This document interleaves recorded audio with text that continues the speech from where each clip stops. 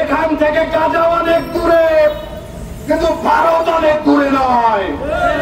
বাংলাদেশের 18 কোটি মুসলমান, তারা বাংলাদেশে বসে আঙ্গুল চুষবে না, আঙ্গুল চুষবে না নরেন্দ্র মোদী।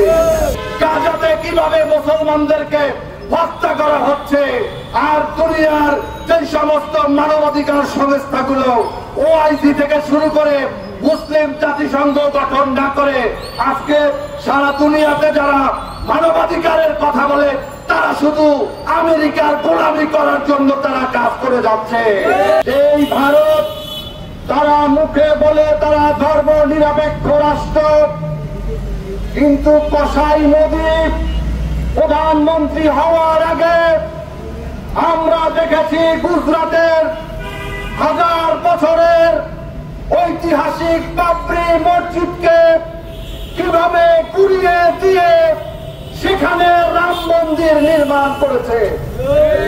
আমরা কসাই মোদীকে বলতে চাই, তোমাদের মুখে ধর্ম নিরপেক্ষতার কথা মানায় না। তোমরা উচ্চ সাম্প্রদায়িক একটা অপশক্তি। তোমরা এই ভারতবর্ষ থেকে মুসলমানদেরকে নিশ্চিহ্ন করে দেওয়ার জন্য একের পর এক কালো আইন তৈরি করে তোমরা সামনে এগিয়ে যাচ্ছ। আমরা দেখেছি আসামে এনআরসির নামে লক্ষ লক্ষ মুসলমান ভাই বোনদেরকে তাদের নাগরিকত্বকে হরণ করা হয়েছে। আমরা দেখেছি ভারতের আজান দেওয়া বন্ধ হয়েছে অনেক জায়গায়। আমরা দেখেছি গরুর মাংস খাওয়ার দায়ে, গরুর মাংস বহন করার দায়ে আমার মুসলমান ভাইদেরকে পুড়িয়ে হত্যা করা হয়েছে ভারতবর্ষে।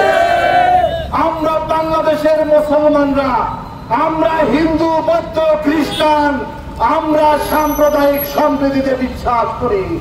আমাদের এখানে বিগত 5ই আগস্টে খুনি হাসিনার পালিয়ে যাওয়ার পরে, ছাত্র গণ অভ্যুত্থানের পরে এখানে যে সমস্ত আওয়ামী লীগের গুন্ডা পান্ডা এবং হত্যাকারীরা, তাদের উপরে কিছু হামলা হয়েছে, তার মধ্যে কিছু হিন্দু ভাইরা ছিলেন। এই ঘটনাগুলোকে এই পার্শ্ববর্তী দেশ ভারতের নরেন্দ্র মোদী এবং তার কিছু বাহিনী, তারা বাংলাদেশে সাম্প্রদায়িক সম্প্রীতি বিনষ্টের স্লোগান তুলেছিল। আমরা নরেন্দ্র মোদীকে বলতে চাই, তোমরা কখনো এই সংখ্যালঘু নির্যাতন নিয়ে কথা বলবে না।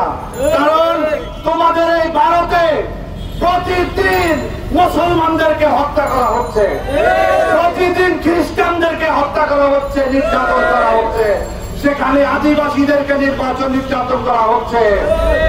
আপনারা দেখেছেন সর্বশেষ আজকে যে আমরা প্রতিবাদের জন্য এসেছি ওয়াকফ বিল সংশোধনের নামে, সেখানে ওই কমিটিতে আজকে হিন্দুদের বসানো হয়েছে।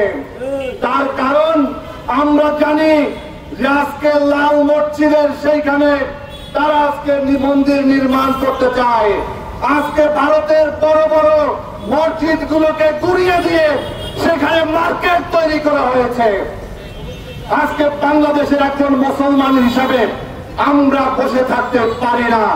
আমরা আজকের এই সভা থেকে বলতে চাই, আগামী 13 তারিখের মধ্যে যদি আমাদের অন্তর্বর্তীকালীন সরকার এই ভারতের হাই কমিশনারকে তলব করে এই ন্যাক্কারজনক ওয়াকফ বিলের তীব্র নিন্দা না জানায় এবং তা প্রত্যাহারের দাবি না জানায়, তাহলে আগামী সেই 13 তারিখ আমরা পররাষ্ট্র মন্ত্রণালয়ের অভিমুখে আমরা পদযাত্রা ঘোষণা করছি বন্ধুরা।